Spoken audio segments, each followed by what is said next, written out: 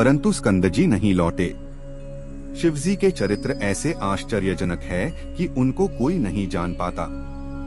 स्कंदजी क्रौंच पर्वत में जब से स्थित हुए तब से वहां की दशा ही बदल गई। वह पर्वत यश में वृद्धि करने वाला, पापों को घटाने वाला तथा अत्यंत आनंददायक हो गया। स्कंदजी तब से उसी पर्वत पर वास करते हैं।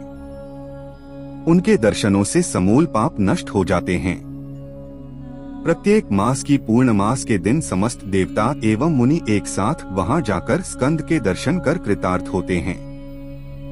जो कोई उस दिन मल्लिकार्जुन के दर्शन करता है उसके सब पाप नष्ट हो जाते हैं। यद्यपि शिव एवं गिरजा ने कई बार क्रौंच पर्वत पर जाकर स्कंद को मनाकर लौटा लाने का प्रयत्न किया, परंतु स्कंदजी वहां से लौट कर नहीं आए, वरन शिवजी के आने का समाचार जानकर उन्होंने यही इच्छा की कि वहां से कहीं और दूर जाकर वास करें। इसीलिए देव वहां से 3 योजन दूर जाकर स्थित हुए। शिवजी वहां पर हर पूर्णमासी को जाते हैं। स्कंद तथा गणपति का यह चरित्र सुनाया, जिसके सुनने एवं कहने से समस्त पाप नष्ट हो जाते हैं। मल्लिकार्जुन स्थान का यश वेद गाते हैं। गणपति के इस चरित्र को जो कोई सुनेगा वह संसार में आनंद तथा अंत में शिवजी के धाम को प्राप्त करेगा। ओम नमः शिवाय। जब स्कंद ने तारकासुर का वध करके देवताओं को आनंद प्रदान किया, उस समय कटिमाली, तारकाक्ष तथा कमलाक्ष नामक तारक के तीनों पुत्र कठिन तपस्या में प्रवृत्त हो गए। वे ब्रह्मा जी के ध्यान में पहले एक पाव से खड़े रहे, फिर 100 वर्ष तक केवल जल पीकर तप करते रहे। 1,000 वर्ष तक वे अंगूठे के बल खड़े रहे। उस समय ब्रह्मा जी ने उनसे जाकर कहा, हे तारक के पुत्रों, मैं तुम्हारे तप से अत्यंत प्रसन्न हूँ, तुम अपनी इच्छानुसार वर मांगो। तब तीनों दैत्यों ने कहा, हे ब्राह्मण, यदि आप हमसे प्रसन्न हैं, तो हमको यह वर दीजिए कि हम किसी के हाथ से न मारे जाएं। तब ब्रह्मा जी ने उनसे कहा, तुम मुझसे यह वरदान मत मांगो, इसके अतिरिक्त अपनी इच्छानुसार कोई भी वस्तु मांगो। यह सुनकर उन तीनों दैत्य पुत्रों ने विचार कर कहा, आपकी यही इच्छा है तो इसी स्थान पर एक नगर की स्थापना हो जहाँ आपकी मूर्ति स्थित हो। इसके अतिरिक्त हम तीनों के लिए अलग अलग एक नगर और तैयार हो जाए, जो एक 1,000 कोस के अंतर पर हो। वे तीनों नगर हर प्रकार से समान हो। जो कोई उन तीनों नगरों को एक है बाण से नष्ट करे, वही हमारा वध करने में समर्थ हो। ब्रह्मा जी ने यह सुनकर कहा, अच्छा, तुम्हारी इच्छानुसार यही होगा। फिर ब्रह्मा जी ने उसी समय मैदानव को बुलाकर 1 से 3 नगर निर्माण करने की आज्ञा दी और वहाँ से चला गए। मैदानव ने तीनों नगरों का निर्माण किया। प्रत्येक नगर 600 योजन बड़ा था। उनमें स्वर्ग से भी अधिक आनंद था। ब्रह्मा जी ने क्रम से तीनों भाइयों को तीनों नगर बांट दिए। वे तीनों अपने अपने नगर में आनंद पूर्वक निवास करने लगे। तीनों लोगों में ऐसी कोई वस्तु न थी जो उन लोगों को उपलब्ध न हो। उनके पास असंख्य सेना थी। प्रत्येक के घर में शिवालय बने हुए थे, जिनमें सब लोग शिवजी का पूजन करते थे। प्रतिदिन हवन एवं यज्ञ हुआ करते थे। वे तीनों दैत्य भी शिवजी के परम भक्त थे।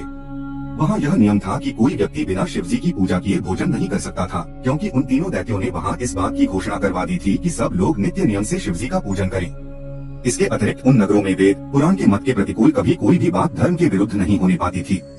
वहाँ ब्राह्मण रात दिन शिव के नाम का जप किया करते थे। जब उन दैत्यों का तेज बढ़ने लगा, तब देवता लोग घबराकर बहुत दुखी हुए। उनके शरीर में जैसे आग लग गई। उस समय सब मिलकर ब्रह्मा जी की शरण में आए तथा बोले, हे ब्राह्मण, अब सब देवता त्रिपुर के तेज से जले जाते हैं। देवताओं के ऐसे वचन सुनकर ब्रह्मा जी ने कहा, हे देवताओं, उन्होंने मेरी आराधना तथा कठोर तप करके मुझसे इस प्रकार का वरदान प्राप्त किया है। मैं उनको वेद के विरुद्ध कैसे मार सकता हूँ? वे शिवजी की कृपा द्वारा अनेक प्रकार के आनंद प्राप्त करते हैं। शिवजी के भक्तों पर किसी भी शस्त्र का प्रभाव नहीं हो सकता। उनकी आराधना को त्यागने से प्रत्येक व्यक्ति नष्ट हो जाता है। इसका उपाय शिवजी के पास अवश्य मिलेगा, अतः हमें उनकी शरण में चलना चाहिए। यह निश्चय कर ब्रह्मा जी समस्त देवताओं सहित शिवजी के पास पहुँचे। सबने पग पग पर जय जयकार तथा बड़ी स्तुति की और यह कहा, हे प्रभु, जब जब देवताओं पर कोई संकट पड़ा है, तब तब आपने ही उनका दुख दूर किया है। अब आप हम पर पुनः दया दृष्टि कीजिए। इस समय दैत्यों ने अत्यंत बल एवं तेज प्राप्त कर हम सबको बहुत दुखी कर रखा है। अब हमसे यह कष्ट सहे नहीं जाते, इसीलिए हम आपकी शरण में आए हैं। यह सुनकर शिवजी बोले, हे देवताओं, मुझे तुम्हारा सब दुख कष्ट मालूम हो गया है, परंतु त्रिपुर के असुर बड़े धर्मात्मा एवं दाता हैं। इन्हीं गुणों के कारण वे सब आनंद पूर्वक रहते हैं। संसार में पुण्य के समान और कोई अन्य वस्तु इतनी आनंददायक नहीं है। जब तक उनका पुण्य वृद्धि पर है, तब तक वे मारे नहीं जाएंगे। हमको यह उचित नहीं है कि हम अपने भक्तों को व्यर्थ ही नष्ट कर दें। इसके साथ ही हमसे तुम्हारे कष्ट भी नहीं देखे जाते, क्योंकि जो हमारी शरण में आता है, हम उसकी अवश्य ही रक्षा करते हैं। इससे तुमको अब यही उचित है कि तुम विष्णु के पास जाकर अपने सब दुखों को कहो। यह सुनकर सब देवता शिवजी के आदेशानुसार विष्णु जी के पास गए। उन्होंने स्तुति करने के पश्चात अपने सब दुख उनसे कहे तथा हर प्रकार से विष्णु जी की पूजा में प्रवृत्त हुए।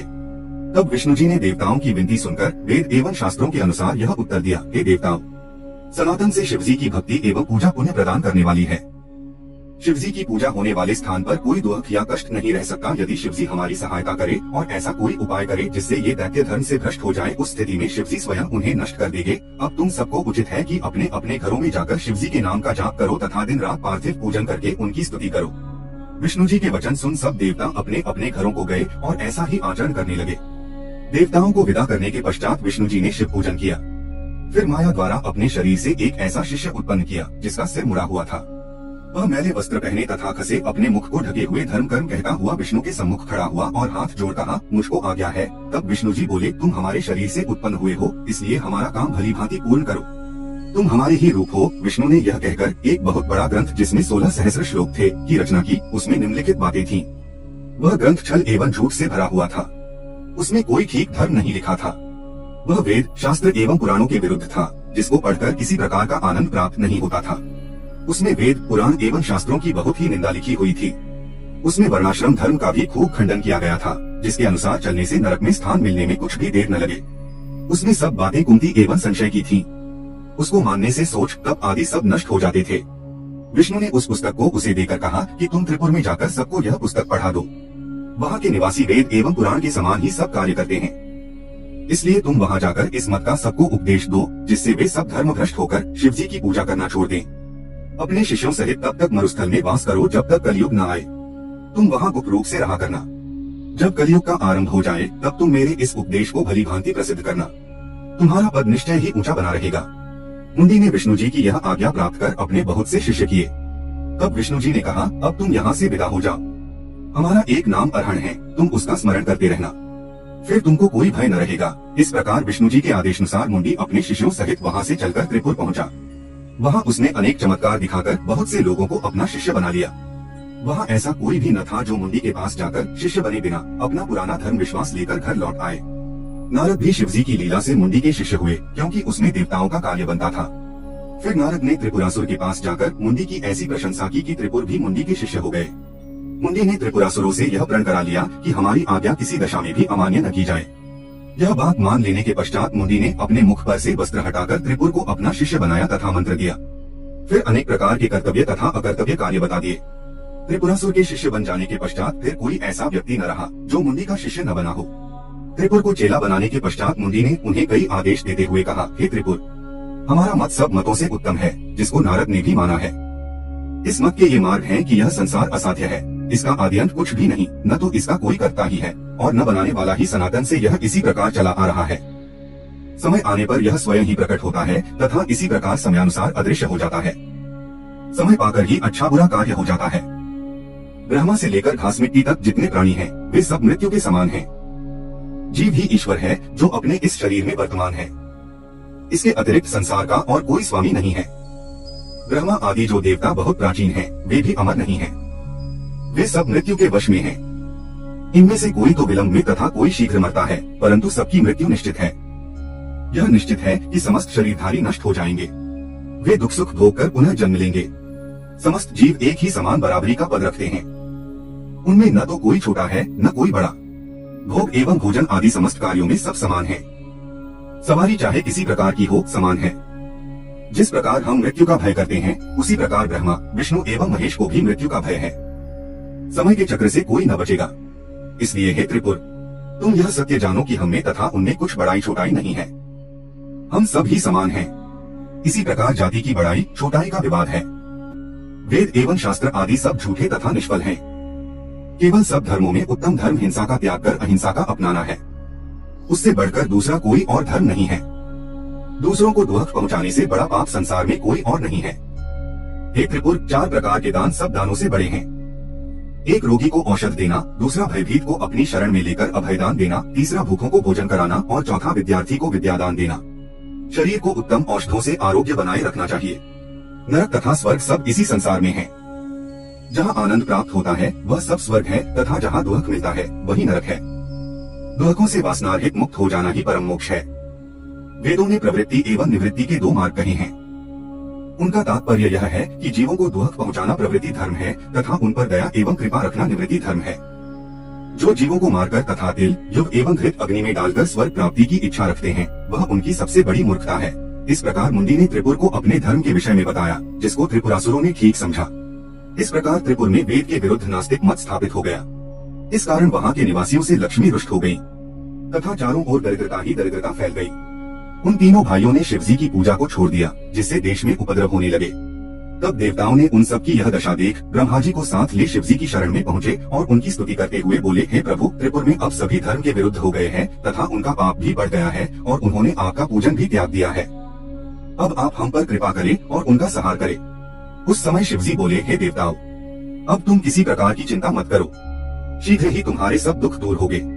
शिवजी यह कहकर अंतर्धान हो गए और वे लोग वहीं बने रहे। इतने ही में गणों के राजा नंदी अपने अनेक गणों सहित वहां आए। देवताओं ने उन्हें वहां देखकर अत्यंत शुभ माना तथा उनसे विनय की, हे शिलादि मुनि के पुत्र नंदी, तुम कोई ऐसा उपाय करो जिससे त्रिपुर एक में मिल जाए। यह सुनकर नंदी ने उत्तर दिया, हे देवताओं, शिवजी ने तुमको आज्ञा दी है कि तुरंत एक रथ बनाओ तथा सारथी, बाण, धनुष आदि सब ठीक करके रखो। मुझको निश्चय है कि शिवजी अवश्य शीघ्र ही त्रिपुर का नाश करेंगे। यह कहकर नंदी अपने घर चले गए। सब देवताओं ने अत्यंत प्रसन्न हुए। फिर विष्णु तथा ब्रह्मा जी ने विश्वकर्मा का आदर करते हुए कहा कि तुम शिवजी के लिए रथ बनाई, इसके अतिरिक्त तुम शीघ्र ही धनुष एवं बाण भी तैयार कर दो। विश्वकर्मा ने यह सुनकर सदा शिवजी का ध्यान किया तो उनके मन में रथ निर्माण करने की युक्ति बैठ गई। विश्वकर्मा द्वारा निर्मित उस रथ का विस्तार मानो संपूर्ण सृष्टि भर के समान था। उसमें सूर्य दाहिना चक्र तथा चंद्रमा बाया चक्र, इसी प्रकार 12 सूर्य तथा 16 कलाएं वर्तमान थीं। सभी पर्वत एवं वर्ष, मास, तिथि रथ के खंड बने। चारों वेद उस रथ के घोड़े तथा व्यास आदि घोड़ों को चलाने वाले हुए। धर्म कर्म के शास्त्र, पुराण एवं न्याय शास्त्र ये उसके मुख हुए। आश्रम वर्ण आदि उसके अंग हुए। सब गंगा आदि नदियां तथा चारों सागर चबर लेकर रथ के चारों ओर खड़े हुए। नम्र लोकालोक पर्वत आदि उसकी सीढ़ियां हुए। प्रणव चाबुक, विष्णु जी बाण तथा हिमाचल धनुष हुए। यहाँ तक कि ब्रह्मा से लेकर तृण तक सब उस रथ में विद्यमान थे। इस प्रकार वह सब सामग्री पूर्ण रूप से तैयार हो गई। तब वह रथ शिवजी के द्वार पर ले जाकर खड़ा किया गया। उस समय शिवजी बाहर आए। उनको देखकर सबने विनती की, हे महाराज, अब आप रथ में आरूढ़ हो तथा त्रिपुर का नाश करके तीनों लोगों को आनंद देश प्रदान करें। तब शिवजी ने तुरंत गणपति को बुलाकर उनकी पूजा की। फिर वे रथ पर आरूढ़ होकर आकाश एवं पृथ्वी को कपाते हुए चल दिए। सबने जय जयकार किया। पृथ्वी उस रथ का भार न सहकर कांपने लगी। इस प्रकार शिवजी अपनी सेना सहित देवताओं को आनंदित करते हुए वहां से चले। उस समय शिवजी के इस आश्चर्यजनक चरित्र से त्रिपुर एकत्र हुए। तब शिवजी ने उचित समय जानकर अपने धनुष में विष्णुक्ति अस्त्र को लगाकर तथा अपने तेज को उसी अस्त्र में स्थापित कर दिया, जिससे धनुष्बाण दोनों ही प्रकाशवान हुए। सृष्टि भर में प्रकाश ही प्रकाश फैल गया। तब शिवजी ने उस समय मन में यह विचार किया कि मैं तीनों पुरों को जला दूं। उस समय विलंब हुआ जानकर विष्णु जी, ब्रह्मा जी तथा इंद्र ने उनकी बहुत प्रकार से विनती की। तब देवताओं ने कहा, हे शिवजी, अब आप त्रिपुरों को नष्ट करने में विलंब मत कीजिए। आपके इस तेज से तीनों लोग चले जाते हैं। यह सुनकर शिवजी ने प्रसन्न हो तुरंत वही अस्त्र त्रिपुर को लक्ष्य करके छोड़ दिया। उसके छोड़ने से भीषण शब्द हुआ। ऐसा प्रतीत होता था जैसे प्रलयकाल के बादल गरज रहे हो। उस अस्त्र में से निकली हुई अग्नि से तीनों लोग जलने लगे। धरती कांपने लगी, पर्वत जल उठे, नदियों का जल सूख गया। दिक्पाल एवं कूर्म जो पृथ्वी का भार संभाले हुए हैं बलहीन हो गए। सब मुनि एवं सिद्ध ध्यान छोड़कर आश्चर्यचकित हुए। उसी समय शिवजी द्वारा छोड़े गए बाण के पहुँचते ही वे तीनों पुर जलकर भस्म हो गए। तदुपरांत वह बाण उन सबको जलाकर शिवजी के पास लौट आया। इस प्रकार बाण के उस भीषण प्रहार से त्रिपुर में कोई प्राणी जीवित न रहा। सब दैत्य शिवजी के हाथ से मरकर मुक्ति पा गए। वे सभी शिवजी के गण हुए, क्योंकि उनमें भक्ति का बीज शेष था और भक्ति का बीज कभी नष्ट नहीं होता। उस समय शिवजी का स्वरूप ऐसा भयानक था जिसे देखकर प्रतीत होता था कि प्रलय होने में अब कोई देर नहीं है। ब्रह्मा जी तथा विष्णु जी उस महातेज के कारण शिवजी को अच्छी प्रकार नहीं देख सकते थे। यह देख उन्होंने दूर से ही उनकी स्तुति की। सबसे पहले विष्णु जी ने शिवजी की स्तुति की तथा कहा, हे शिवजी, अब आप क्रोध को शांत करें। फिर ब्रह्मा जी ने भी उनकी स्तुति की। इसके पश्चात लोकपाल, देवता, सिद्ध, नाग, मुनि तथा वेदों ने अपनी अपनी स्तुति को युक्ति के अनुसार काव्य रूप में गाया। तब ऐसी अनेक प्रकार की स्तुति सुनकर शिवजी प्रसन्न हुए। इस प्रकार सब शिवजी को प्रसन्न पाकर उनकी सेवा करने लगे। शिवजी अपने भक्तों की पुकार को कभी अनसुना नहीं करते और जो भी उनकी शरण में जाता है उसकी सब प्रकार से। ओम नमः शिवाय।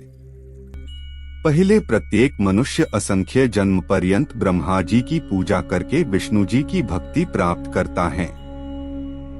फिर बहुत जन्मों तक विष्णु जी की उपासना करने के पश्चात शिव जी की प्रीति उत्पन्न होती है।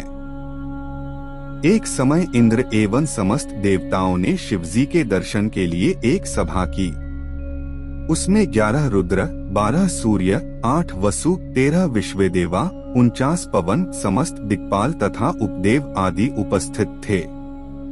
ऐसे समाज को अपने साथ लेकर इंद्र बड़े उत्सव के साथ रजोगुण धारण किए हुए शिवजी के दर्शनार्थ चले। उनको संसार में केवल शिवजी के दर्शन से ही यश प्राप्त करना स्वीकार था। उस समय शिवजी ने अपनी लीला द्वारा अपना भयंकर रूप बनाया तथा अवधूतों के समान होकर वे इंद्र के नगर में प्रकट हुए। उन्हें देखकर इंद्र ने पूछा, तुम कौन हो? ऐसा प्रतीत होता है कि जैसे तुम शिवजी के सेवकों में से कोई हो। यदि यह सत्य है तो तुम हमको शिवजी के निवास स्थान का पता बताओ। इस प्रकार इंद्र ने कई बार पूछा परंतु उन्हें कोई उत्तर न मिला। यह देखकर इंद्र बहुत क्रोधित हुए तथा